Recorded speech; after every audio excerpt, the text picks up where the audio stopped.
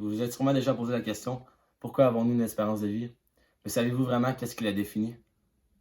Plusieurs facteurs entrent en ligne de compte lorsque nous parlons de notre espérance de vie, notamment la génétique, la mort cellulaire, les maladies et les techniques en médecine.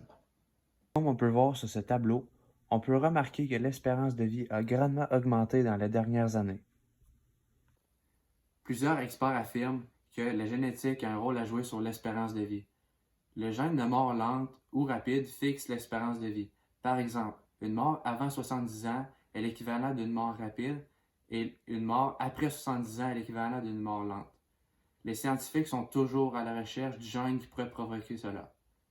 Toutefois, en bas de 60 ans, la génétique n'a pas un grand rôle à jouer. Mais après 60 ans, la génétique prend plus de place, comme par exemple les maladies cardiovasculaires et les cancers. Nos cellules ont aussi un très grand rôle à jouer sur notre espérance de vie. En effet, la vieillesse est due à un type de mort cellulaire qui entraîne la dysfonction d'un organe vital. Par exemple, l'apoptose, la nécrose, l'autophagie, la sénescence et la ferroptose sont tous un type de mort cellulaire. L'apoptose. L'apoptose vient du mot grec apoptosis. Cela signifie la mort cellulaire naturelle programmée, ou aussi l'autodestruction des cellules, aussi appelée suicide cellulaire. L'apoptose sert à éliminer les cellules indésirables. Toutefois, trop d'apoptose peut créer l'hépatite virale aiguë. L'hépatite provoque l'apoptose des cellules du foie beaucoup trop importante, ce qui peut donc mettre la vie de quelqu'un en danger. Un autre exemple de s'il y a trop d'apoptose est dans la maladie de l'Alzheimer et du Parkinson. Dans ces maladies, des neurones vont disparaître par apoptose même s'il ne faudrait pas.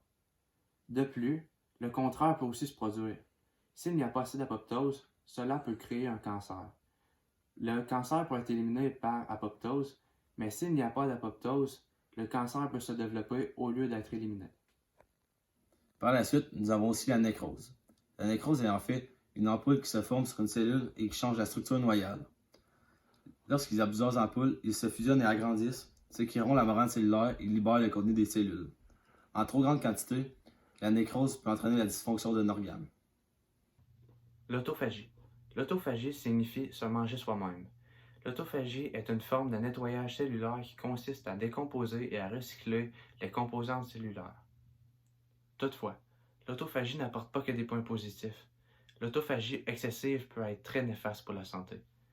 En effet, la digestion de composants intracellulaires trop importantes peut entraîner la mort de la cellule. Aussi, elle peut entraîner la dégradation d'une partie du cytoplasme dont la cellule doit garder un équilibre entre la synthèse et la dégradation des molécules. L'autophagie excessive, ce n'est pas le cas, donc très dommageable. L'autophagie excessive peut être causée à cause d'une baisse du taux d'oxygène ou par une infection.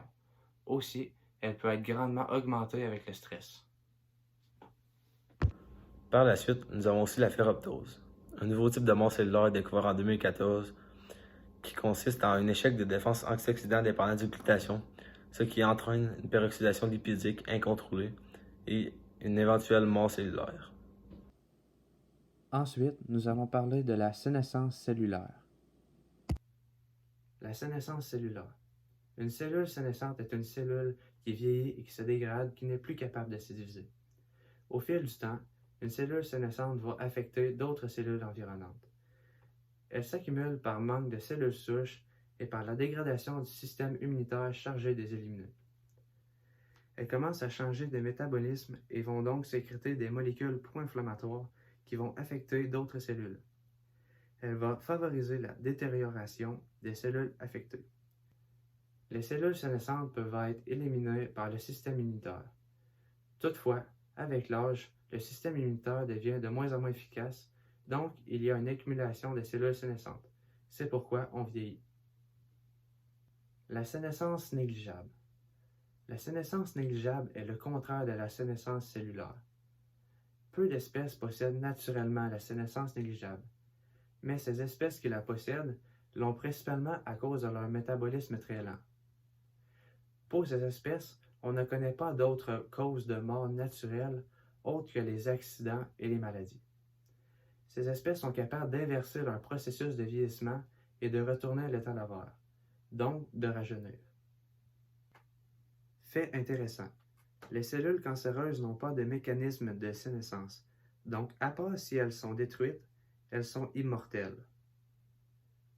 De plus, les scientifiques ont voulu en apprendre davantage sur le sujet. Ils ont donc pris une souris âgée de laboratoire et lui ont fait faire l'autodestruction des cellules sénescentes. Et comme par magie, la souris a rajeuni. Donc, il est maintenant possible de se poser cette question. Si les souris ont un système presque comme le nôtre, serait-il possible de faire la même chose pour un être humain?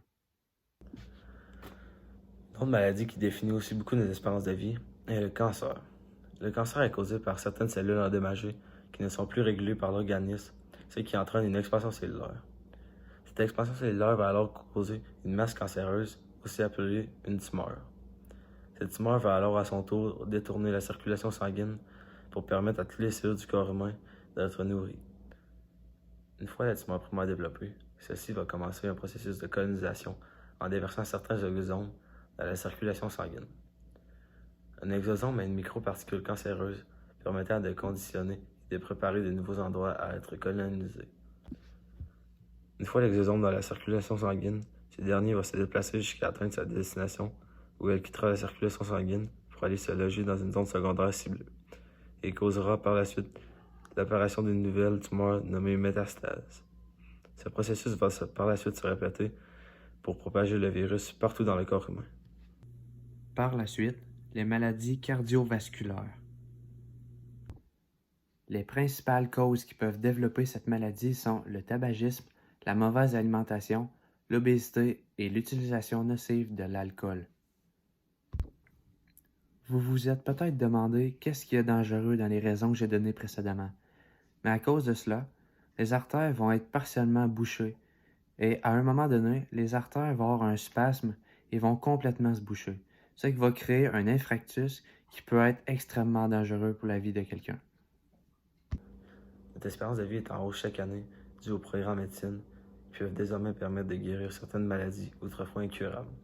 Comme par exemple, de 1920 à 1960, plusieurs vaccins et antibiotiques ont été créés. De 1960 à 1970, les scanners et les IRM ont été mis sur le marché.